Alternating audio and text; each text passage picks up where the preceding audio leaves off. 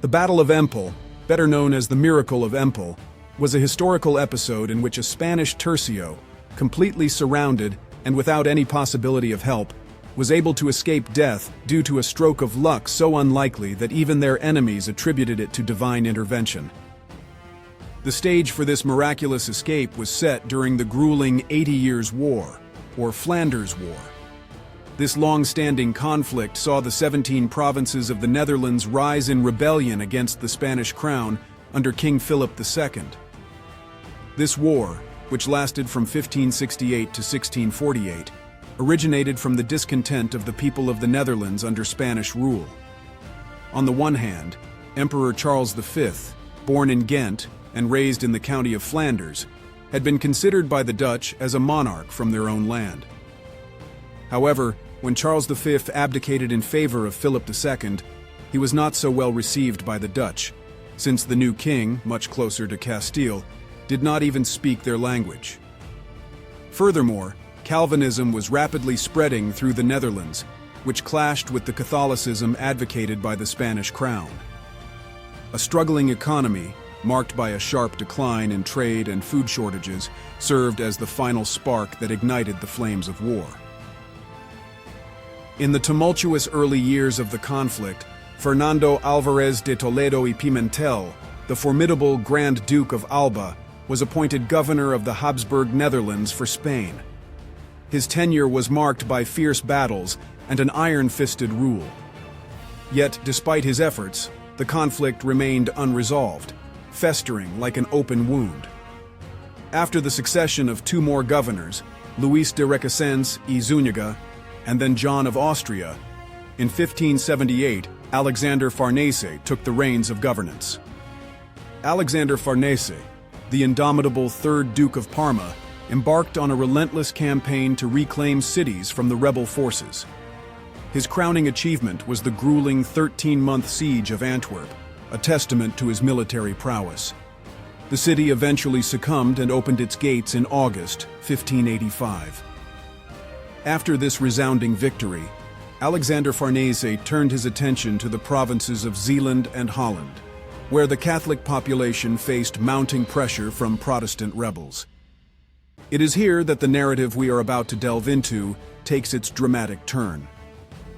Farnese, with a keen eye for strategy, streamlined his army, entrusting the remaining troops to the capable hands of Count Karl von Mansfeld. These forces were soon bolstered by the tercios of Cristobal de Mondragón, Agustín Íñiguez, and Francisco Arias de Bobadilla, along with Captain Juan García de Toledo's company of mounted arquebusiers. Arriving in the town of 's-Hertogenbosch by late November, Mansfeld, with unwavering resolve, ordered the three Spanish tercios, numbering around 5,000 men, to cross the Meuse River, an imposing barrier that lay before them. Their mission was to occupy and establish themselves on the island of Bommel, a small strip of land, 25 kilometers east-west, 9 kilometers north-south, nestled between the Meuse and Waal rivers. Mansfeld entrusted Francisco Arias de Bobadilla, a maestre de campo, equivalent to a modern-day brigadier general, with the command of these three tercios, while he himself proceeded to Herpen, where Don Juan del Águila, another illustrious maestre de campo, awaited with his tercio, ready to join forces. On this island situated between two rivers, rich in pastures and inhabited by farmers and ranchers, the Spanish hoped to find enough resources to settle and survive the winter. However, they soon discovered that all the inhabitants had fled, leaving behind practically nothing but a few foodstuffs they were unable to carry. The Dutch, recognizing the precarious position of the Spaniards, surrounded by the Meuse and Waal rivers, reacted swiftly. The rebel commander, Count Philip of Hohenlohe-Neuenstein, or Count Holleck, employed a recurring strategy in that war, ordering the opening of the river dikes to flood the enemy camp. In a very short time, the Spanish saw their already limited land further reduced, until soon there was no firm ground left to stand on but the small hill of Empel, where the tercios were forced to take refuge promptly. There, a small church served as a parapet against enemy fire. It was in this desolate place that the miracle of Empel would unfold. By December 3rd, over 100 rebel ships had occupied the waters surrounding the Spanish soldiers, tightening the noose and making it extremely difficult to break the siege. Francisco Arias de Bobadilla, desperate from the blockade, sent 2 letters to Count Karl von Mansfeld, one for Mansfeld himself detailing the dire situation of the besieged, and the other, with similar content, to be passed on to Alexander Farnese. Delivering the letters posed a great risk, but there were always soldiers willing to attempt it for the right price. Through their communications, Bobadilla and Mansfeld devised a daring plan. They would break the siege in a pincer movement. Mansfeld would attack on one side with Juan del Aguila's Tercio, while Bobadilla and his men would assault from the other, aiming to breach the rebel encirclement. The plan was to be executed on the morning of December 6th. However, the Dutch were able to intercept Mansfeld's 50 boats, ambushing them and managing to burn them, thus preventing the mission from being successful. This was a severe blow to the besieged, as they believed that this plan was their only chance of survival. What had been a desperate situation now felt utterly hopeless. Soldiers, their faith in the absent Governor Farnese shattered, began to openly question his inaction. Bobadilla attempted to calm the unrest, explaining that he had tried to contact Farnese, but suspected Mansfeld, perhaps overconfident, had neglected to forward the message. In any case, in addition to the cold, the humidity, the cramped conditions, the constant fire from the enemy artillery, and the despair of being surrounded without any possibility of help, the Spanish soldiers were also joined by hunger, as they ran out of the few cows and horses that had fed them in recent days.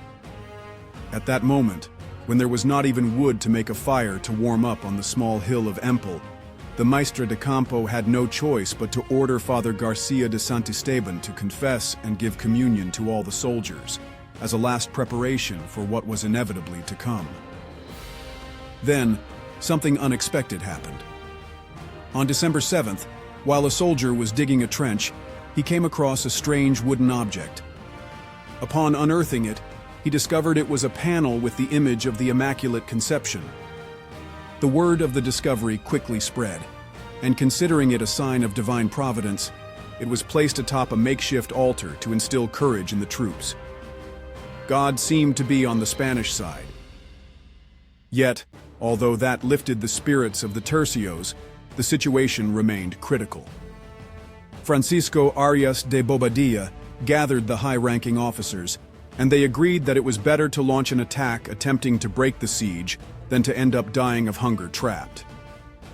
Nevertheless, some captains and soldiers, driven by a fit of madness, said that if that plan failed, what would have to be done was to divide all the men into 2 groups and pit them against each other, in such a way that they would engage in mutual destruction, thus avoiding granting the Dutch the pleasure of victory. The Maestre de Campo, as soon as he learned of that madness, immediately put an end to it, commanding that such reckless talk cease. It was then that the impossible happened. That night, an intensely cold wind, completely unusual for that time of year, made a sudden appearance. The next day, December 8th, the temperature continued to drop, to the point that the waters of the Meuse River began to freeze. As midnight of that 8th day approached, the rebels, fearing that their ships would become stranded in the ice, had no choice but to retreat to avoid being easy prey for a Spanish counterattack. While the Dutch ships hurried in their escape downriver, they suffered artillery fire from the Spanish, which caused them about 300 casualties. Captain Alonso Vázquez, a contemporary of Francisco Arias de Bobadilla, recounts in his book The Events of Flanders and France from the time of Alexander Farnese that the rebels, while fleeing downriver, said to the Spanish in the Castilian tongue that it was not possible, but that God must be Spanish for having performed such a great miracle for them. This was the opportunity that the Spaniards had been waiting for so long. Quickly, in the early morning of the 9th, they boarded their boats, which were more maneuverable on the ice than the large rebel ships, and after forcing their way by breaking the frozen waters with their oars, they marched on the fort that the rebels had built on a small island that protected the passage to safe land. However, the confrontation never took place, as the Dutch soldiers fled in terror, abandoning the position. In this way, the Spanish were able to miraculously break the siege and emerge victorious from such a difficult situation. Shortly after, on December 16, 1585, Alexander Farnese himself sent a letter to the Maestre de Campo Francisco Arias de Bobadilla, congratulating him, as well as his captains, officers, and soldiers, for the great work they had done. But what happened to the protagonists of this story? Alexander Farnese, the third Duke of Parma, continued to serve as the Spanish governor of the Netherlands until his death in 1592, when he was 47 years old. He was replaced in office by Peter Ernst von Mansfeld, father of Karl von Mansfeld, the second highest-ranking military officer after Alexander Farnese himself during the Miracle of Empel. Francisco Arias de Bobadilla would eventually die in 1610 in Madrid at the age of 72 after a life dedicated to military service. He is today considered one of the most important maestres de campo in the history of the Tercios.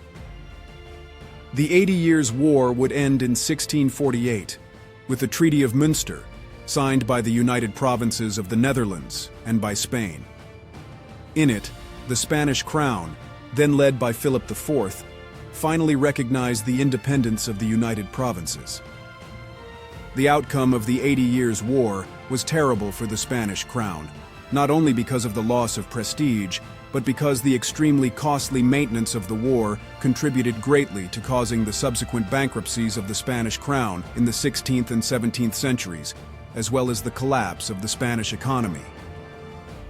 Regarding the Immaculate Conception, after the Miracle of Empel, it was venerated and considered, at least unofficially, as the patroness by the Tercios and later Spanish infantry units.